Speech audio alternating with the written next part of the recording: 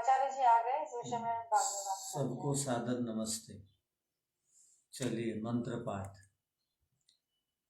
ओम सहनाववतु सहनौ भुनक्तु सह वीर्यं करवावहै तेजस्विनावधीतमस्तु मा विद्विषावहै। ओम शांति शांति शांतिः।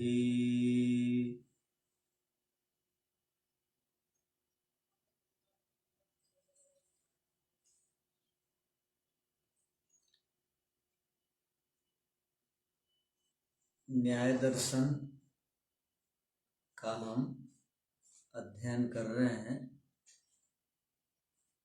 न्याय दर्शन में प्रवेश के लिए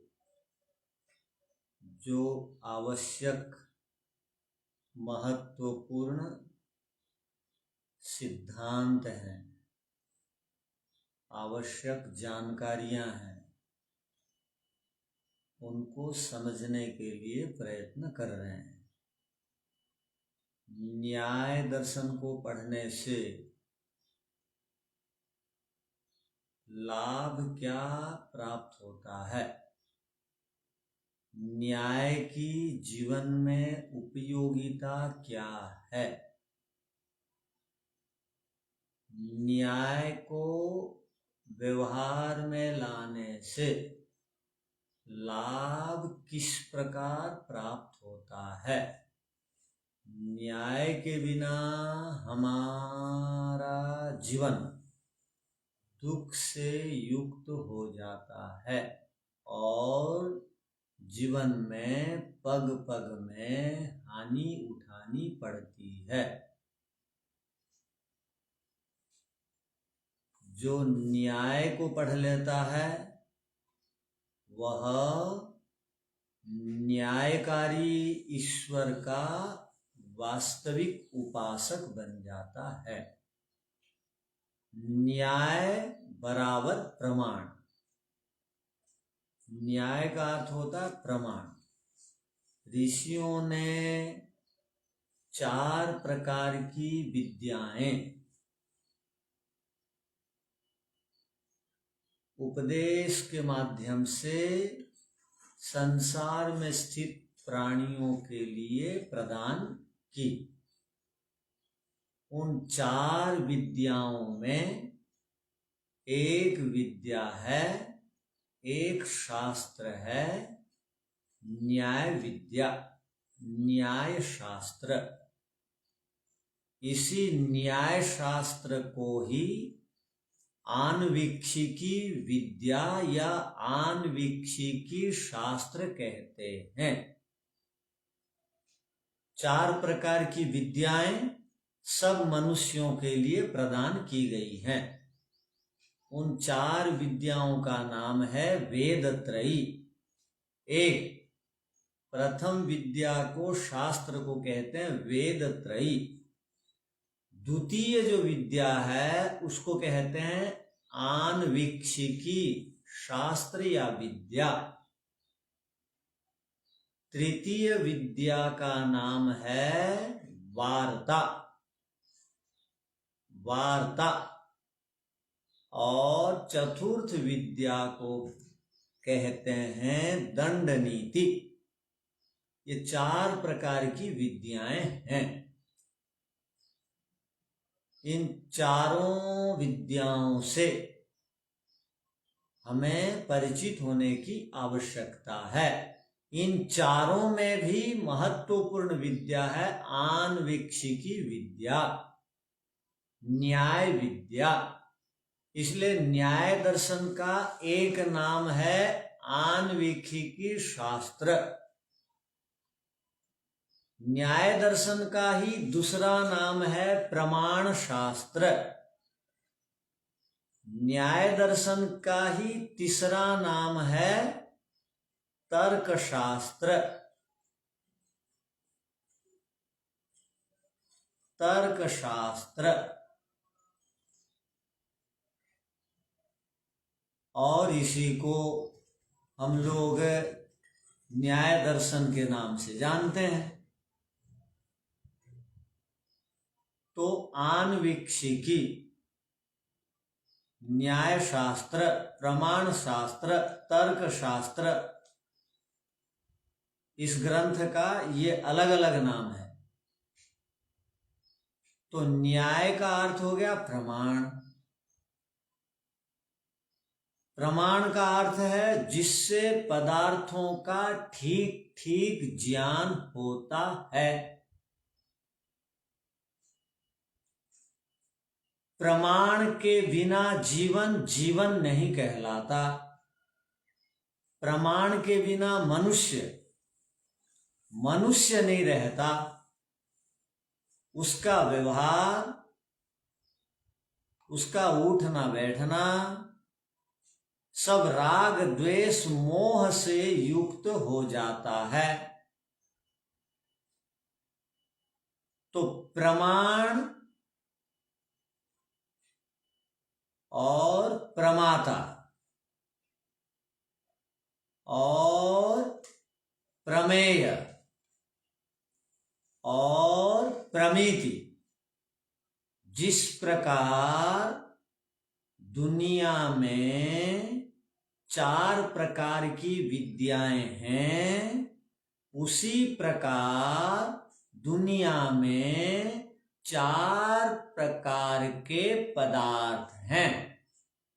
दुनिया में जितने भी पदार्थ हैं, उन सब पदार्थों को 4 विभागों में बांट दिया जाता है। 4 भागों में बांट दिया जाता है, ध्यान रखिए। जिस प्रकार वेद त्रयी में यदि संशय हो, वेद त्रयी कहते हैं ज्ञान कर्म उपासना को, वेद त्रयी कहते हैं चारों वेदों को, वेद त्रयी कहते हैं अध्यात्म विद्या को, भौतिक विद्या को। वेद त्रयी आत्मा परमात्मा धर्म से संबंधित विद्या को, आत्मा परमात्मा धर्म से संबंधित विद्या में यदि कहीं संशय उत्पन्न होता है, तो आन्वीक्षिकी विद्या उस संशय को समाप्त करती है। यदि न्याय दर्शन नहीं पढ़ेंगे तो जीवन भर संशय में ही जीवन कट जाएगा। यदि कोई विद्या में आए भ्रम को दूर करने वाला शास्त्र है, वो शास्त्र है आन्वीक्षिकी शास्त्र, न्याय दर्शन, न्याय विद्या, प्रमाण विद्या, तर्क शास्त्र। तो वेद त्रयी में संशय हुआ तो समाधान करने वाला आन्वीक्षिकी शास्त्र है। उसी प्रकार वार्ता में कोई समस्या हुई, वार्ता कहते हैं व्यापार को, वार्ता नाम व्यापार का है, खेती का है। वैश्य लोग जो काम करते हैं उसको कहा जाता है वार्ता विद्या में ये प्रवीण है। यदि वार्ता में कहीं समस्या आई, उसका समाधान कौन करेगा? आन्वीक्षिकी विद्या करेगी। मैं ठीक व्यापार कर रहा हूं या नहीं, मैं ठीक खेती कर रहा हूं या नहीं, खेती और व्यापार में मेरे से दोष तो नहीं हो रहे हैं, मैं ठीक कर रहा हूं, तो उससे संबंधित समाधान के लिए आन्वीक्षिकी विद्या की आवश्यकता है। तो वार्ता के लिए भी चाहिए आन्वीक्षिकी विद्या, वेद त्रयी के लिए भी चाहिए आन्वीक्षिकी विद्या, और दंड नीति के लिए भी चाहिए आन्वीक्षिकी विद्या। दंड नीति कहते हैं राज्य शासन को। दंड नीति कहते हैं प्रशासन को, क्षत्रिय के कार्यों को। अर्थात राजधर्म का अर्थ होता है दंड धर्म। यदि राज्य से दंड को 1 घंटा के लिए भी उठा देते हैं, मान लीजिए अब संविधान में दंड की व्यवस्था है, यदि कोई राजा 1 घंटा के लिए देश से दंड व्यवस्था को उठा देते हैं कि घोषणा करता है, तो आप मान के चलिए क्या हो जाएगा 1 घंटे के अंदर। हैदराबाद में रहने वाले, मुंबई में रहने वाले ठीक रहेंगे? वो तो कहते हैं 1 घंटा हमको दे दो। तो कहने का अभिप्राय, दंड के बिना जीवन चलता नहीं है। दंड के भय से ही समस्त संसार को ठीक ठीक चलाया जाता है। तो दंड को 1 घंटा के लिए भी नहीं हटाना चाहिए। दंड के बिना शासन तंत्र के रूप में नहीं रहता।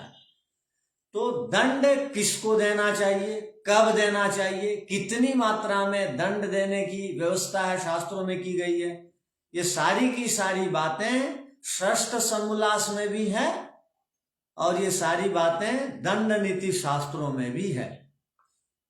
तो दंड नीति भी एक विद्या है और दंड नीति का प्रयोग बढ़िया ढंग से वो करेगा जो राजा न्याय दर्शन को पढ़ लेगा। तो चारों विद्याओं में सर्वोपरि विद्या कौन सी हो गई? न्याय विद्या। न्याय विद्या को ही क्या कहते हैं? आन्वीक्षिकी विद्या। न्याय का अर्थ क्या है? प्रमाण। बिना प्रमाण के यदि कोई भी कुछ भी करता है तो परिणाम में उसको दुख प्राप्त होता है। आप मुझे ये बताइए, आपको पुस्तक देखनी है, ये देखिए इस पुस्तक के ऊपर में ये चित्र है। कल इस चित्र के नीचे जो श्लोक आया था वो पढ़ाया गया था। आपको मैंने कहा भाई पुस्तक के ऊपर जो चित्र है ना, चित्र के नीचे एक श्लोक है, देखिए। आप आंख बंद करके बैठे हैं तो श्लोक आपको दिखाई देगा। आप प्रमाण का प्रयोग नहीं कर रहे हैं। प्रमाण आंख को कहा जाता है, देखने को कहा जाता है। आंख से आपने देखा तो आपने प्रमाण का प्रयोग किया और प्रमाण का प्रयोग किया तो उस श्लोक से लाभ आपने उठाया। यदि आंख बंद करके बोल रहे हैं मुझे तो नहीं दिखाई दे रहा, शायद नहीं है, भाई प्रमाण का प्रयोग करो ना सही। तो प्रमाण का प्रयोग करेंगे तो श्लोक आपको चित्र के नीचे दिखेगा। और यदि ये कान प्रमाण का प्रयोग करेंगे, प्रत्यक्ष का अर्थ होता है कान से बढ़िया से सुनना। यदि बढ़िया से सुनेंगे तो श्लोक तत्काल याद हो जाएगा, न तो अब भी याद नहीं हुआ होगा। तो ठीक अर्थ यदि समझ में आ जाता है तो श्लोक समझ में आ जाता है। तो कल क्या बताया गया था? कल बताया गया था कि अतसी पुष्प संकाशो ज्ञेयो न्यायो विपश्चिता। कितनी बड़ी बात बताई गई थी। जिस प्रकार अतसी पुष्प बहुत सुंदर दिखाई देता है और नीले रंग का होता है, सर्वप्रिय होता है, सब उस पुष्प को चाहते हैं, और जिस प्रकार वो पुष्प सुंदर होता है वैसे ही न्याय शास्त्र भी सुंदर है। न्याय शास्त्र भी सुंदर है, ध्यान रखिए। अतसी पुष्प संकाशो, अतसी फूल के समान, संकाश माने समान, न्याय शास्त्र भी सुंदर है।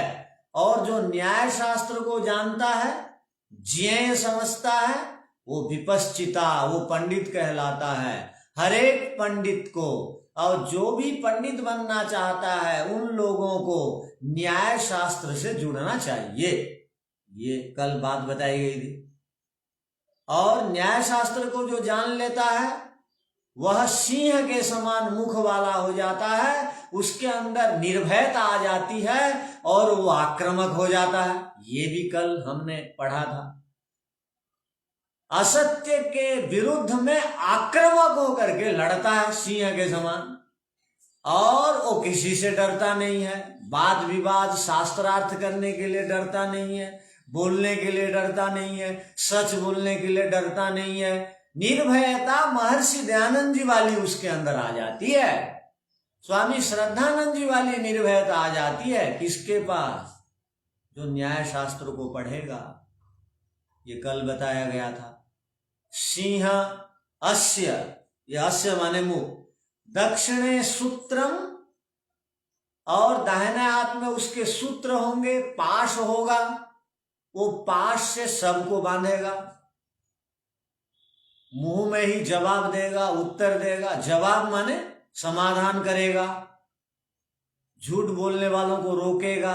सूत्र माने पास से उसको बांध देगा, वो बकवास ना करें, वो इस प्रकार स्थिति बनाएगा। तो दक्षिणे सूत्रम, और आगे क्या कहा गया था? ध्वज बाम करे दधन, और उसका जो बायां हाथ है उसमें वो ध्वज को पकड़ा हुआ है। इसका अर्थ क्या है?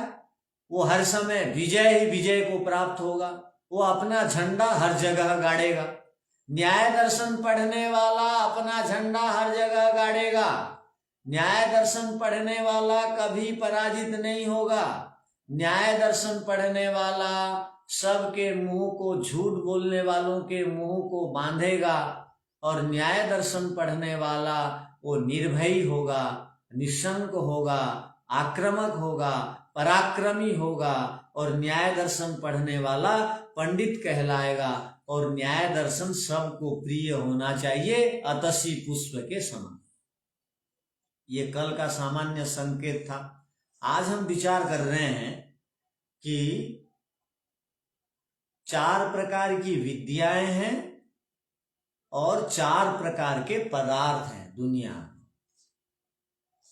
वो 4 प्रकार के जो पदार्थ हैं, वो 4 प्रकार के पदार्थों को ही न्याय शास्त्र में कहा प्रमाण, प्रमेय, प्रमाता, प्रमेति। जो प्रमाण को नहीं समझता है वह प्रमेयों को नहीं जान पाता है। प्रमेय वस्तुओं को कहते हैं, प्रमेय आत्मा है, प्रमेय परमात्मा है, और प्रमाण का ज्ञान नहीं है तो आत्मा परमात्मा को नहीं प्राप्त कर सकेगा। प्रमाणों के बिना प्रमेयों की प्राप्ति नहीं होती है, इसको ध्यान रखने की आवश्यकता है। तो प्रमाण उसे कहते हैं जिस साधन से वस्तु को ठीक ठीक जानते हैं, उसको प्रमाण कहते हैं। जब कोई वस्तु की जानकारी ठीक ठीक हो जाती है, उस वस्तु की जानकारी ठीक हो गई प्रमाणों के माध्यम से। अब मुझे पुस्तक की जानकारी लेनी है और आंख बंद करके बैठा हूं तो पुस्तक की जानकारी नहीं मिलेगी। पुस्तक है प्रमेय, आंख है प्रमाण, आंख ही बंद है, प्रमाण ही ठीक नहीं है, तो आप प्रमेय को प्राप्त नहीं कर सकते। तो प्रमाण के द्वारा प्रमेय की प्राप्ति होगी। लेखनी के विषय में ठीक ठीक ज्ञान तब होगा जब आप प्रमाण से लेखनी को ध्यान से देखेंगे, किससे लिखते हैं। आप लेखनी किसे कहते हैं आपको पता नहीं, तो दूसरों से आप पूछेंगे भाई लेखनी किसे कहते हैं, लेखनी से क्या काम करना होता है, तो वो शब्द प्रमाण हो जाएगा। या दूसरे को देख करके जानना, तो बिना प्रमाणों से हम प्रमेयों को नहीं जान सकते। तो प्रमाणों के विषय में विशेषकर न्याय दर्शन बताता है। तो प्रमाण के बिना, प्रमाता माने चेतन आत्मा, प्रमाता कहते हैं चेतन को, प्रमाता कहते हैं मुझको, मैं प्रमाता हूं। मैं प्रमाणों के द्वारा प्रमेयों को जानता हूं।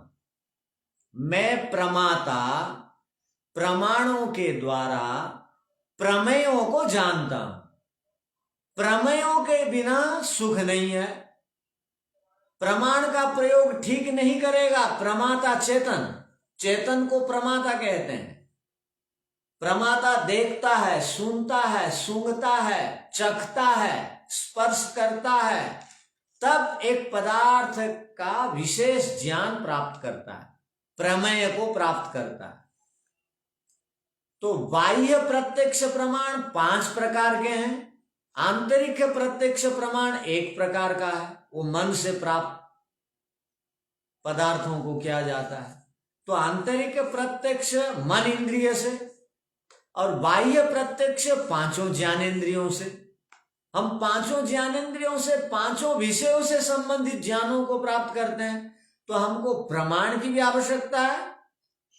प्रमाण एक प्रकार के पदार्थ हैं। प्रमाण आंख ये एक पदार्थ है। प्रमेय पुस्तक आदि, आत्मा आदि भी पदार्थ हैं। प्रमाता आत्मा अपने आप में भी एक पदार्थ है। और प्रमिति कहते हैं ज्ञान को, जानकारी को। प्रमिति कहते हैं ज्ञान को, जानकारी को। प्रमाता प्रमाणों के माध्यम से जो प्रमेयों का ज्ञान को प्राप्त करता है, उसकी अनुभूति करता है, उन पदार्थों को उपलब्ध कर देता है, उन पदार्थों की उपलब्धि कर लेता है, उन जानकारियों को विषयों से संबंधित प्राप्त कर लेता है, तो उसको प्रमिति कहते हैं। तो 4 प्रकार की विद्याएं हो गई। ये 4 प्रकार की विद्याओं से हम 4 प्रकार के पदार्थों को जानें, और ये 4 प्रकार के पदार्थों को जानने के लिए महत्वपूर्ण प्रथम साधन प्रमाण है। और प्रमाण विषयक ग्रंथ न्याय दर्शन है। विशेषकर न्याय दर्शन में अनुमान प्रमाण के विषय में बताया जाएगा। कल हम लोग इसी न्याय दर्शन में प्रथम सूत्र में आगे हम पढ़ेंगे, जब प्रथम सूत्र की व्याख्या का उपसंहार होगा, समाप्त होगा, उस समाप्त होने से पहले व्याख्या में एक श्लोक है, उसको देखेंगे, पढ़ेंगे। उस श्लोक के विषय में कल हम विचार कर रहे थे। आप न्याय दर्शन पढ़ेंगे तो आप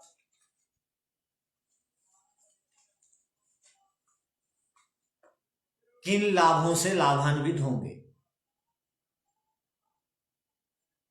आप जब न्याय दर्शन पढ़ेंगे तो आपको क्या लाभ होगा, न्याय दर्शन का प्रयोजन क्या है, न्याय दर्शन की उपयोगिता क्या है, और न्याय दर्शन का महत्व क्या है। आप 15 नंबर पृष्ठ को निकालिए, उस श्लोक को देखिए, उसको पूरा कर देते हैं, उसके बाद विषय प्रवेश करेंगे। उस श्लोक क्या है देखिए, 15 नंबर पृष्ठ आपने निकाला, संस्कृत भाष्य। प्रदीपः सर्वविद्यानां, उसको तोड़ के पढ़िए, जल्दी समझ में आएगी बात। प्रदीपः सर्वविद्यानां उपायः सर्वकर्मणाम्। उपायः सर्वकर्मणां, प्रदीपः सर्वविद्यानां, ये एक भाग हो गया। उपायः सर्वकर्मणां, ये एक भाग हो गया। आश्रयः सर्वधर्माणां, ये एक भाग हो गया। और चौथा जो भाग है, पद है, विद्यो देशे प्रकीर्तिता। ये एक भाग हो गया। अब आप अर्थ समझ जाएंगे, श्लोक अभी तत्काल आपको याद हो जाए। अर्थ समझने की देरी है, श्लोक समझने के लिए समय नहीं लगता है, याद करने के लिए समय नहीं लगता है। तो पहली बात क्या बताई गई, इसको पूरी तरह अच्छी तरह समझिए। प्रदीपः सर्व विद्यानाम, यह है पहली बात। प्रदीपः कहते हैं दीपक को, प्रदीपः कहते हैं जो प्रकाश देता है उसको, प्रकाशक को, जो रास्ता दिखाता है टॉर्च को, करदीप को प्रदीप बोलेंगे, रास्ता दिखाता है। जो भी रास्ता दिखाएगा वो प्रदीप है। तो सर्व विद्यानाम, संसार में जितनी विद्याएं हैं, अब संसार में कितनी विद्याएं हैं, हम लोगों ने अभी क्या सुना, कितनी विद्याओं के विषय में सुना, 4 प्रकार की विद्याएं हैं। उन 4 प्रकार की विद्याओं को उपनिषद की भाषा में 2 विद्याओं में उसको विभक्त कर देते हैं। उपनिषद में सभी विद्याओं को अपरा और परा विद्या के नाम से हम पढ़ते हैं। 2 विद्याएं हो गई, अपरा विद्या और परा विद्या। परा विद्या मोक्ष विद्या है, अध्यात्म विद्या है। अपरा विद्या वेद विद्या है, वेदों को कंठस्थ कर देना, यह अपरा विद्या है। शिल्प में निपुण हो जाना, इंजीनियर बन जाना, यह अपरा विद्या है। और उसको आत्मसात करके वैसा जीवन जीना, मोक्ष को प्राप्त कर लेना, ये परा विद्या है। ये सारी विद्याएं 6 अंगों सहित, वेद के 6 अंग हैं, शिक्षा, कल्प, निरुक्त, व्याकरण, छंद, ज्योतिष। ये 6 उपांग हैं। उपांग का अर्थ क्या है, वेद के ये अंग हैं।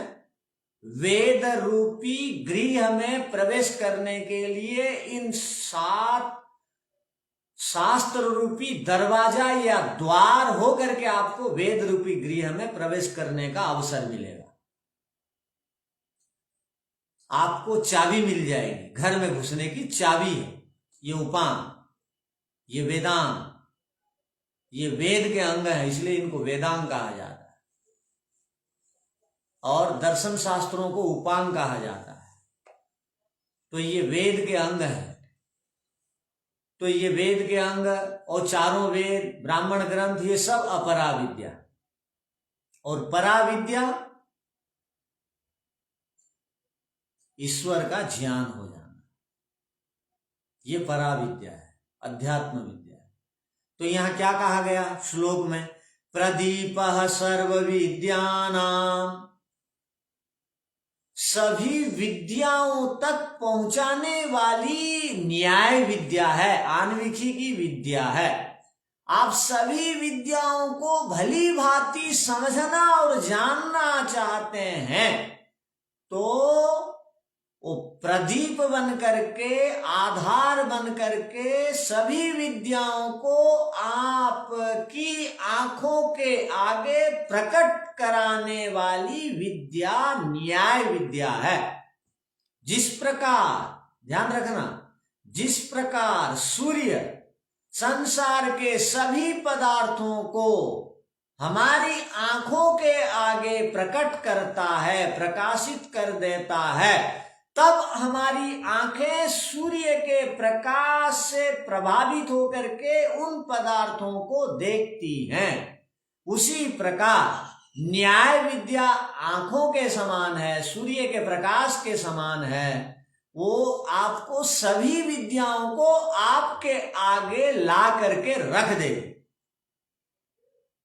न्याय विद्या, और बोलेगी किससे क्या लाभ लेना है ले जाओ। व्यवहार सिद्धि विद्या से लाभ लेना है तो ले जाओ, अपरा विद्या को पढ़कर। ईश्वर का साक्षात्कार करना है तो ले जाओ, तुम्हारे आगे मैं रख दिया हूं। अब थाली में माताजी भोजन को परोस करके रख दी और मुझे भूख लग रही है, मैं नहीं खा रहा हूं, जरूर खाऊंगा, भूख लग रही है तो परोसा हुआ मिलता है। न्याय दर्शन पढ़ने का अर्थ है आपके आगे सारी विद्याएं हैं, प्रकट रूप में हैं, अब आप उनसे लाभ उठाइए। तो न्याय दर्शन पढ़ने वाला सभी विद्याओं से लाभ उठा लेता है, वो व्यवहार में भी निपुण हो जाता है, अध्यात्म में भी निपुण हो जाता है, वो धार्मिक भी होता है, वो विद्वान भी होता है, वो अपना व्यवहार से किसी को दुख नहीं देता क्योंकि वो विद्या प्रवीण हो गया। और दूसरे यदि दुख देते हैं तो उनसे वो प्रभावित नहीं होता, घबराता नहीं है, निर्भीक होकर के मुकाबला करता, पीछे हटता नहीं है, पीठ दिखाता नहीं है। तो कहने का अभिप्राय, प्रदीपः सर्व विद्यानां, सभी विद्याओं को आपके समक्ष प्रकट करके रख देने वाली ये न्याय विद्या है, ये आन्वीक्षिकी विद्या है, ये तर्क शास्त्र है, ये न्याय शास्त्र है, ये प्रमाण शास्त्र है। पहली बात समझ में आ गई होगी। अब दूसरी बात, दूसरा जो महत्वपूर्ण शब्द है देखिए, उपायः सर्वकर्मणाम्, सर्वकर्मणाम उपायः। ध्यान रखिए क्या कहा गया, ब्रह्मांड में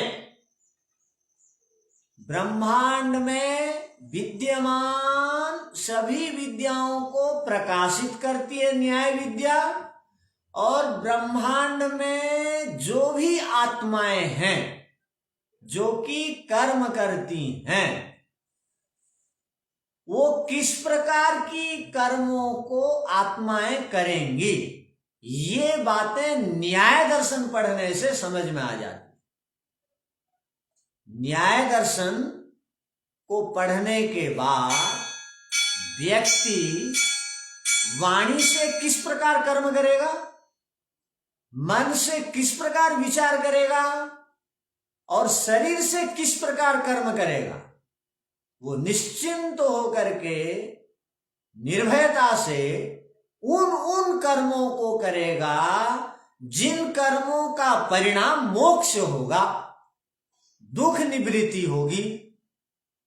अर्थात सभी कर्मों का मूलभूत आधार, उपाय और सभी कर्मों को ठीक ठीक कराने वाला शास्त्र यदि कोई है, वो न्याय शास्त्र है। इसको भी आप आगे पढ़ेंगे।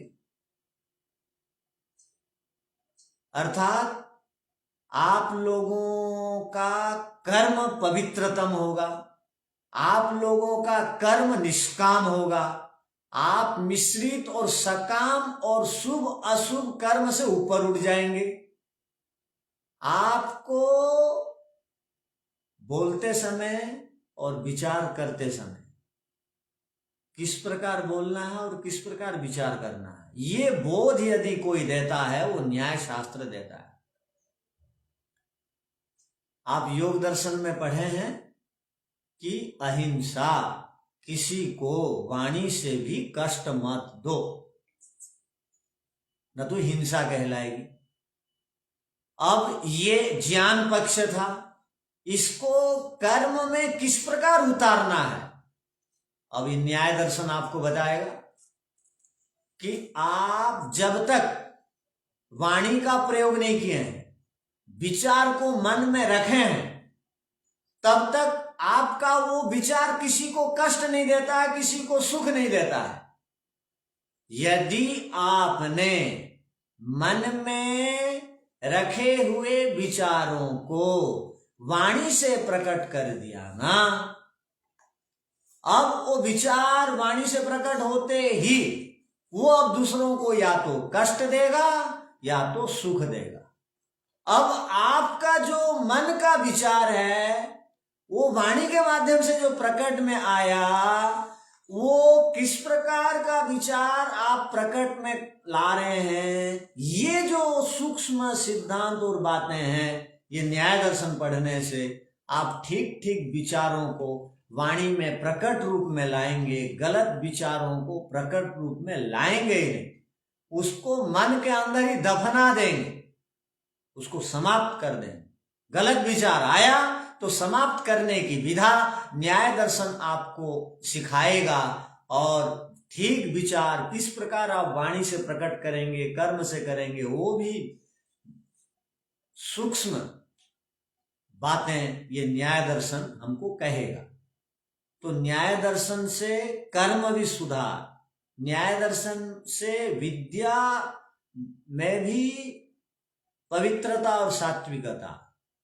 हम लोग कई बार अज्ञान को ज्ञान समझ बैठते हैं, वो जो अज्ञान को ज्ञान समझ बैठते हैं और उसको क्रियान्वयन करते हैं, उसको धरातल पर व्यवहार में उतारते हैं। न्याय दर्शन पढ़ने के बाद वो व्यक्ति और अज्ञान को ज्ञान नहीं समझेगा, क्योंकि वो विद्या को समझ चुका है, वो कर्म को समझ चुका है।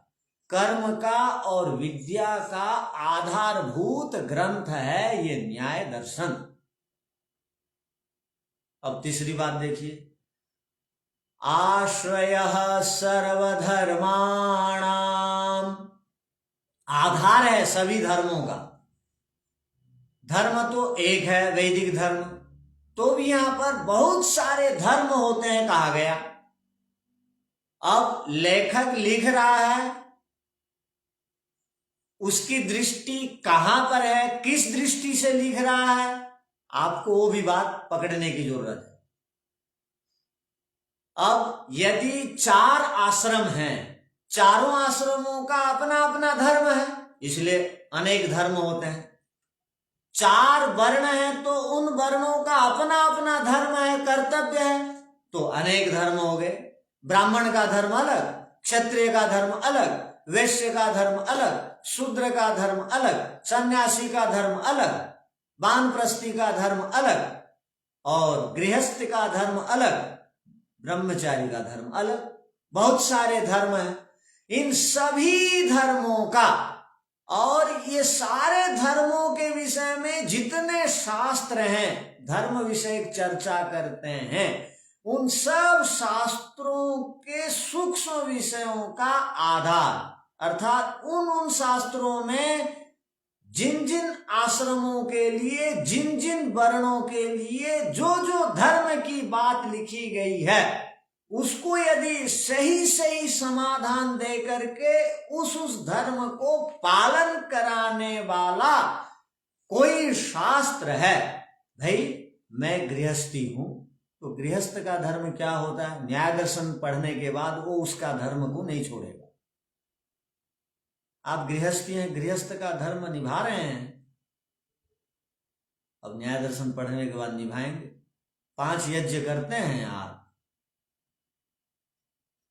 16 संस्कारों को करते हैं आप, 50 साल के बाद गृहस्थी की चिंता छोड़ते हैं आप, तो न्याय दर्शन पढ़ने के बाद उसमें सुधार आएगा। क्योंकि सभी आश्रमों का दायित्व और कर्तव्य और धर्म क्या है, इसको यदि स्पष्ट कोई शास्त्र बताता है तो उस शास्त्र को कहते हैं न्याय शास्त्र, न्याय विद्या। तो आगे देखिए क्या कहा गया, विद्योदेशे प्रकीर्तिता। ये सारी बातें कहां बताई गई? अब प्रश्न है, ये जो प्रदीप सर्व विद्यानाम, उपाय सर्वकर्मणाम, आश्रय सर्वधर्माणाम, ये 3 बड़ी बड़ी बातें किस शास्त्र में बताई गई है? अब उसको बता रहे हैं। प्रकृतिता माने कहां इसका वर्णन मिलता है, ये श्लोक कहां से आया? तो कहा विद्योदेशे, एक विद्या का उद्देश्य और लक्ष्य क्या है। विद्योदेश एक प्रकरण का नाम है, एक चैप्टर का नाम है।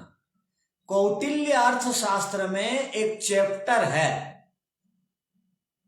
जैसे पंचम समोल्लास में सन्यासी और वानप्रस्थ का दायित्व क्या है लिखा गया है। चतुर्थ समोल्लास में गृहस्थी का दायित्व क्या है लिखा गया है। षष्ठ समोल्लास में क्षत्रियों का दायित्व क्या है लिखा गया है। सप्तम अष्टम नवम समोल्लास में आपको यदि मोक्ष प्राप्त करना है तीनों समोल्लासों को बार बार पढ़ना चाहिए लिखा गया है। क्या खाना पीना चाहिए, आचार विचार आदि के विषय में दसम समोल्लास पढ़िए। उसके बाद प्रथम समोल्लास पढ़िए तो मजा आएगा। सीधा प्रथम समोल्लास पढ़ देंगे तो बहुत संशय भी होगा।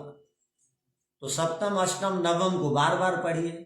जैसे वो चैप्टरों में अलग अलग बातें हैं, ऐसे कौटिल्य अर्थशास्त्र में एक विद्योदेश प्रकरण है, चैप्टर है, वहां पर ये श्लोक आया है, प्रकृतिता, वहां ये श्लोक कहा गया है।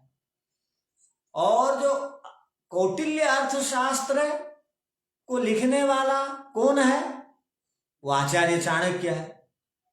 आचार्य चाणक्य को ही कुछ लोग बोलते हैं, उन्हीं का ही एक नाम था महर्षि वात्स्यायन।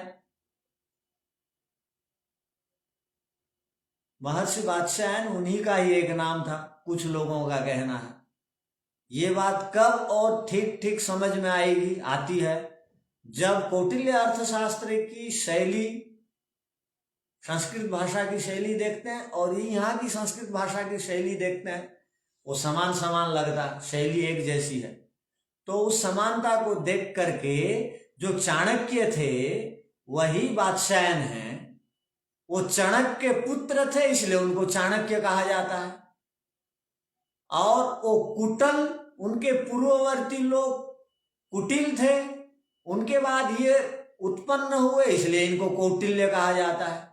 या उनके पिताजी का नाम कुछ लोग कहते हैं कुटल था, कुटल की संतान होने से उनको कौटिल्य नहीं कौटल्य कहा जाता था। वो कौटल्य ही आगे चल करके कौटिल्य हो गया। और इन्हीं चाणक्य का नाम विष्णुगुप्त भी है। इसी चाणक्य का नाम विष्णुगुप्त भी है। विष्णु कहते हैं यज्ञ को, गुप्त कहते हैं रहस्यों को। कौन कौन सा पदार्थ किस किस समय में यज्ञ में डालने से उस यज्ञ से लाभ अधिकता से उठाया जा सकता है, ये सूक्ष्म बातें विष्णुगुप्त को जानकारी में थी, इसलिए उनका नाम विष्णुगुप्त पड़ा। विष्णुगुप्त क्यों पड़ा उनका नाम? क्योंकि विष्णु कहते हैं यज्ञ को, गुप्त कहते हैं रहस्यों।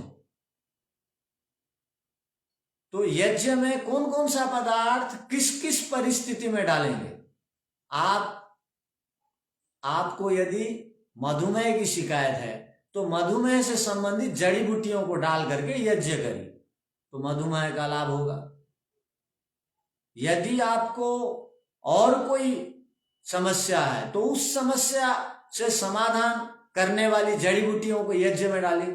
तो इस प्रकार की बलि माने देना, यज्ञ में कौन सा पदार्थ को बलि देंगे अर्थात भाग देंगे, इसका ज्ञान आचार्य चाणक्य को बहुत बढ़िया ढंग से था। इसलिए आचार्य चाणक्य कहते हैं कि न विप्रपाद उदक कर्दमानी नवेद शास्त्रम ध्वनि गर्जितानी स्वाहा स्वधाकार विवर्जितानी श्मशान तुल्यानि गृहाणि तानि। जिनके घरों में यज्ञ नहीं होता है और जिनके घरों में माता पिता की, गुरुजनों की सेवा नहीं होती है, उनका घर श्मशान है, ये आचार्य चाणक्य कहते हैं। तो आचार्य चाणक्य का नाम चणक के कारण चाणक्य पड़ा, कुटल के कारण कौटल्य पड़ा। कूट कहते हैं, कूट नाम घड़ा का है, ध्यान रखिए, कूट नाम घड़ा का है। और कूट कहते हैं परिवार को। अपना परिवार के लिए जितना धन चाहिए उतने ही धन की आवश्यकता को ध्यान में रख करके वो संग्रह करते थे, इसलिए उनको कौटल्य कहा जाता था। और घड़ा को कहते हैं कूट। एक घड़ा में जितना धान आ सकता है उतना धान संग्रह करके जब तक घड़ा का धान या चावल समाप्त नहीं हो जाता था तब तक और संग्रह नहीं करते थे। कौन है? चाणक्य, इसलिए उनका नाम चाणक्य पड़ा, कौटल्य पड़ा। तो कूट कहते हैं घड़ा को, कूट कहते हैं परिवार को। एक घड़े में जितना धान आए उतना ही का जो संग्रह करता है उसको कहते हैं कौटल्य। तो यही चाणक्य ही वात्स्यायन है, कुछ लोग कहते हैं, और वात्स्यायन ऋषि ने ही इस श्लोक को यहां पर लिखा। और ये कौटिल्य अर्थशास्त्र में भी ये श्लोक मिलता है, और उस प्रकरण में, विद्या से संबंधित प्रकरण में ये सब बातें आती हैं, ये बात बताएगी। तो कहने का अभिप्राय क्या हुआ कि हम न्याय दर्शन की विशेषता को समझ रहे हैं। न्याय दर्शन पढ़ने के बाद उससे मिलने वाले लाभों से परिचित हो रहे हैं। आप कोई भी काम में लगेंगे और उससे लाभ ना मिलता हो तो काम में क्यों आपको लगना चाहिए? नहीं लगना चाहिए। तो आप एक काम आगे चल करके करने वाले, अर्थात बड़ा अपना उद्देश्य बना के आप चल रहे हैं।